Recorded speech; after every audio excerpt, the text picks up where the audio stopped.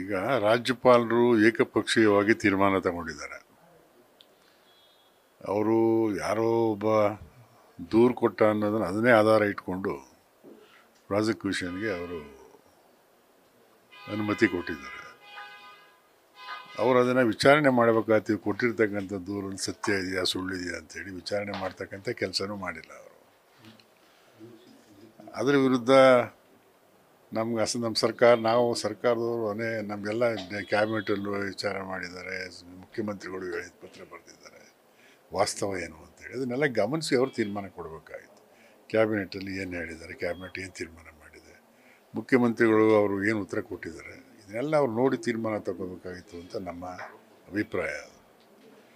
ಹೀಗಾಗಿ ಅವರು ಪ್ರಾಸಿಕ್ಯೂಷನ್ ಕೊಟ್ಟಿರೋದ್ರಿಂದ ಈಗ ಕೋರ್ಟಲ್ಲಿ ಕೇಸ್ ನಡೀತಾ ಇದೆ. ಏನು ಪರ ವಿರೋಧಗಳು ಇದ್ದೇ ಇರ್ತವೆ.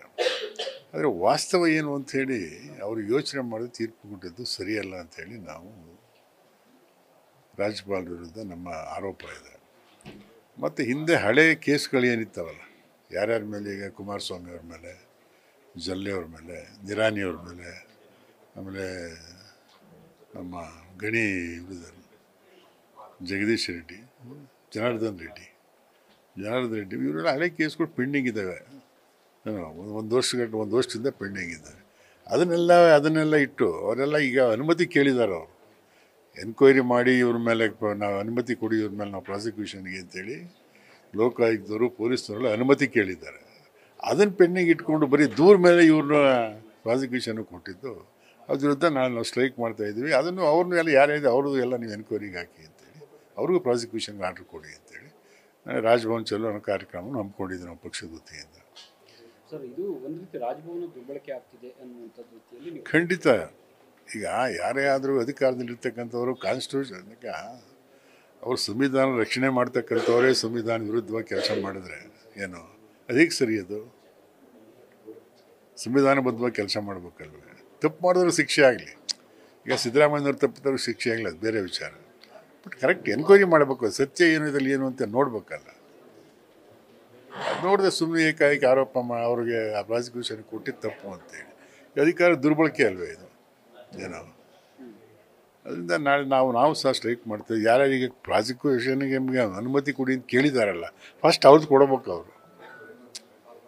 ಅಥವಾ ಇವರು ರಾಜ್ಯಪಾಲರು ಇನ್ನೊಂದು ಮಾಡ್ಬೋದಾಯ್ತು. ಇದನ್ನು ಏನು ಎನ್ಕ್ವೈರಿ ಮಾಡಿಸಿ ಏನು ಸತ್ಯ ಸುಳ್ಳು ಅಂತ ಅದನ್ನಾರು ಮಾಡಿಸ್ಬೋದಾಗಿತ್ತು. ಅದನ್ನು ಮಾಡಲಿಲ್ಲ ಅವರು. ಯಾವುದೋ ಒಬ್ಬರು ಬೀದಿಲಿ ಹೋಗ್ತಕ್ಕಂಥ ಯಾವನು ಪತ್ರ ಕೊಟ್ಟ ಅಂತೇಳಿ ಅದರ ಆಧಾರದ ಮೇಲೆ ಪ್ರಾಸಿಕ್ಯೂಷನ್ ಕೊಟ್ಟಿದ್ದು ತಪ್ಪು. ಅದ್ರ ವಿರುದ್ಧ ನಮ್ಮ ಅಸಮಾಧಾನ ಇದೆ. ನಾವು ರಾಜ್ಯಪಾಲರು ಮಾಡಿದ ತಪ್ಪು ಅಂತಕ್ಕಂಥದ್ದಕ್ಕೆ ನಾವು ಪ್ರತಿಭಟನೆಯನ್ನು ಮಾಡ್ತಾಯಿದ್ದೀವಿ. ಖಂಡಿತ CM ಅವರೇ ಟಾರ್ಗೆಟು. ಸಿದ್ದರಾಮಯ್ಯನವರು ನಾವು ಅವ್ರಿಗೆ ಅವರ ನಾಯಕತ್ವಕ್ಕೆ ನಾವು ಮಸಿ ಬೆಳೆದ್ರೆ ಕಾಂಗ್ರೆಸ್ ಇಲ್ಲಿ ಇದಾಗುತ್ತೆ ಅಂತಕ್ಕಂಥ ಭಾವನೆ ಇದೆ ಏನೋ. ಬಟ್ ಇದರಲ್ಲಿ ವಾಸ್ತವ ಎಲ್ಲರಿಗೂ ಗೊತ್ತಿದೆ. ಇದರಲ್ಲಿ ಸಿದ್ದರಾಮಯ್ಯನವ್ರ ಪಾತ್ರ ಏನೂ ಇಲ್ಲ. ಇದರಲ್ಲಿ ಅವ್ರ ಪಾತ್ರ ಏನಿದೆ ಏನೂ ಇಲ್ಲ. ಇದರಲ್ಲಿ ಈ ಮೋಸ್ಟ್ ಆಫ್ ಈಗ ಅವ್ರ ಹೆಂಡತಿ ಸೈಟ್ ತಗೊಂಡಿದ್ದಾರೆ ಏನೋ. ಅವ್ರ ಹೆಂಡತಿ ಮೇಲೆ ಕೇಸ್ ಹಾಕ್ಬೇಕು. ಸಿದ್ದರಾಮಯ್ಯ ಮೇಲೆ ಕೇಸ್ ಹಾಕ್ಬೇಕು. ಇವರು ಕೇಸ್ ಅವ್ರ ಹೆಂಡತಿ ಮೇಲೆ ಹಾಕಲಿ. ಸಿದ್ದರಾಮಯ್ಯನವ್ರ ಮೇಲೆ ಕೇಸ್ ಹಾಕಬೇಕು. ಸಿದ್ದರಾಮಯ್ಯ ಸೈಟ್ ತಗೊಂಡಿದ್ದಾರೆ.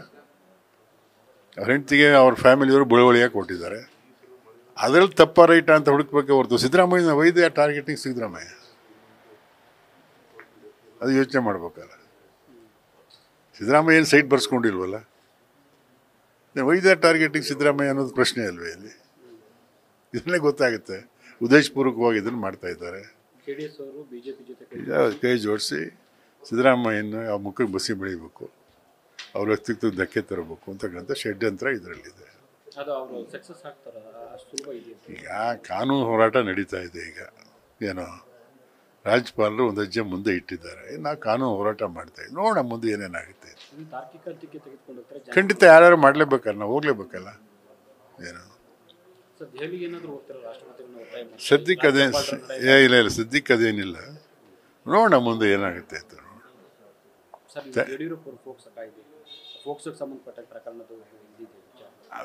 ಇವತ್ತು ಇದೆ ಅಂತ ಅನಿಸುತ್ತದು.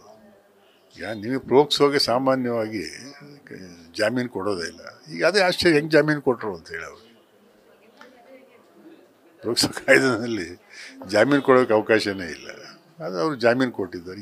ಏನು ಮಾಡಿದ್ದಾರೆ, ಏನು ನಡೀತಾ ಇದೆ ಅನ್ನೋದೇ ನಮ್ಗೆ ಈಗ ಅನುಮಾನ ಬಂದಿದೆ. ಎಲ್ಲ ಏನೇನು ನಡೀತಾ ಇದೆ, ಏನು ಬೇಕಾದ್ರೂ ಈಗ ಬಿ ಜೆ ಪಿ ಸರ್ಕಾರ ಕೇಂದ್ರದ ಬಂದಮೇಲೆ ಇವ್ರು ಏನು ಬೇಕಾದ್ರೂ ಮಾಡ್ತಾರೆ ಅಂತ ಅನೇಕ ಉದಾಹರಣೆಗಳು ನಮ್ಮ ಮುಂದೆ ಇದ್ದಾವೆ. ಅದಕ್ಕೆ ಬೇರೆ ಬೇರೆ ಪಕ್ಷಗಳು ಅಧಿಕಾರದಲ್ಲಿರ್ತಕ್ಕಂಥವ್ರನ್ನ ತೊಗೊಂಡೋಗೆಲ್ಲ ಜೈಲಿಗೆ ಹಾಕಿ ಅವ್ರ ಮೇಲೆ ಕೇಸ್ ಹಾಕಿಸಿ CBI ರೈಡ್ ಮಾಡಿಸಿ ED ರೈಡ್ ಮಾಡಿಸಿ ಇವೆಲ್ಲ ಮಾಡ್ತಾ ಇದ್ದಾರೆ. ಏನು ಇದು ಅವ್ರ ಉದ್ದೇಶಗಳೇನಿದೆ ಅಂತ ಅರ್ಥ ಆಗುತ್ತಲ್ಲ ನಮಗೆ. ಸರ್, ಖರ್ಗೆ ಕುಟುಂಬದಲ್ಲಿ ಈಗ ಒಂದು ಜಾಗವನ್ನು ನಿವೇಶನ ಪಡೆದಿರುವಂತಹ ಅದ್ರ ಬಗ್ಗೆ ನನಗೆ ಮಾಹಿತಿ ಇಲ್ಲ. ನ್ಯೂಸ್ ಫಸ್ಟ್ ನಿರ್ಭೀತಿಯಿಂದ ನಿಮ್ಮ ಪರವಾಗಿ.